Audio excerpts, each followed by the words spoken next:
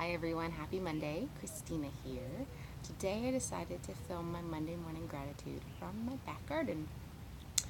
It is so nice because this last week was roasting hot, way too hot. And most mornings, like by 7:30 or 8, it was already 80 plus degrees. And so today there's like a bit of cloud cover, the sun's coming up, the birds are chirping, and it's just lovely. So I'm appreciating it, and that is one thing I'm thankful for. So I decided to come out here today. I know you guys know that I do this every Monday, and I was reading an article last night on gratefulness and gratitude, and just thought I'd kind of rehash a little bit about the benefits. There have been several research studies that show that it's good for so many things. Now, that's not to say that it's a panacea. It doesn't solve everything or fix all problems, or if you have certain mental health disorders, forcing yourself to find gratitude or faking gratitude isn't going to make you feel better. And sometimes even if you, let's say you have depression and you are able to find things that you're grateful for, that may be helpful, but it's still not going to like cure you of your depression. But it's a good practice. It's one of those things that snowballs oftentimes by finding things you're grateful for and expressing gratitude. You become more grateful or more aware of other things that you can express gratitude for. Research has shown that it helps with sleep. If you have a regular practice, you are more often to have better sleep. You may have better interpersonal relationships.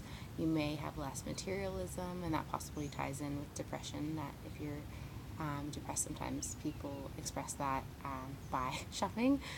So if you're able to find more gratefulness, that maybe your materialism will decrease. It has shown in adolescence that generosity goes up. And all in all, there's really no downside to it. It's something that's quick, it's easy. I like to do it on my videos with you guys, but there's also, you could write it down, you could make your own videos, you could just say it in your head. There's so many ways you can do it. It's free and it has so many positives. So that's why, just a little reminder to you guys why I do it. So this morning I'm grateful for a beautiful day. I'm hopeful for a cooler day, cooler week. We've got a couple outdoor things planned this week, and when it's just so hot, I'm less inclined to take the kids outside. I'm thankful for shade. We got shade installed in our back garden 2 months ago, and it's been a lifesaver because we have fake grass. We've got turf, and when the sun hits that, it's not like real grass where it stays kind of wet or cool. It gets roasting hot, burning hot. And so last summer, when my son was crawling, he may have been walking, but definitely crawling, and my daughter was obviously walking, I didn't want to bring them out here because it was just too hot, and I knew that my son would get burned, so I had to lay out blankets or make sure my daughter had shoes on. And so this year, now that we've got shade, it not only makes the grass cooler to the touch, so that way they're not getting burned, but it has the added benefit that the entire backyard feels cooler now, because I think the grass was getting hot and then re-emitting some of that heat up. So I'm thankful for cooler days and shade on this summer day, on this Monday. I can't believe we're almost in August. That is wild, which you know what that means. It means Christmas is here, which means that'll be my son's second birthday, so that's insane. If you guys have not been on the blog recently, go check it out. I started it's a monthly guest writing series called Baggage Motherhood, and it is about all of the stuff, all of the ish that we carry. And we all have our own stories, we all have our own stuff that has played a part in our lives and in shaping us into who we are, for good or for bad, and has a serious impact on who we are as an adult, as a person, and definitely as a mom. So I have been lucky to be connected with many, many wonderful mom bloggers who are excited and willing to write for this series. The hope is that anyone who is a listener here or a reader on the blog, that you guys can feel connection.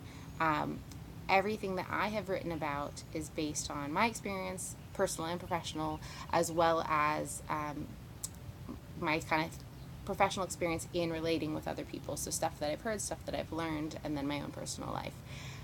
I can't write about everything though, because I haven't experienced everything, or I felt like it would be disgenuine to write about certain things. And so by having this guest writer series, I hope that you guys are able to relate to topics that the blog hasn't touched on yet. The first series post that we had for July was the last Thursday of July, so it'd be the last Thursday of every month.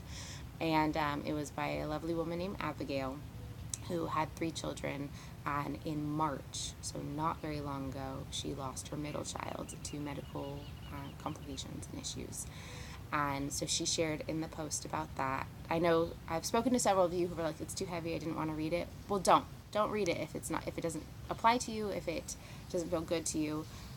But if you're able to, do read it, because we all can relate to parts of her story, and at the very least you can show her some love in the comments and let her know that you're sorry for her and that you're sending love. Next month's one, I can't remember which topic I picked. We've got a couple posts that have already come in that I'm going to decide what ordering they go in, but it's going to be really helpful, I think, to a lot of people.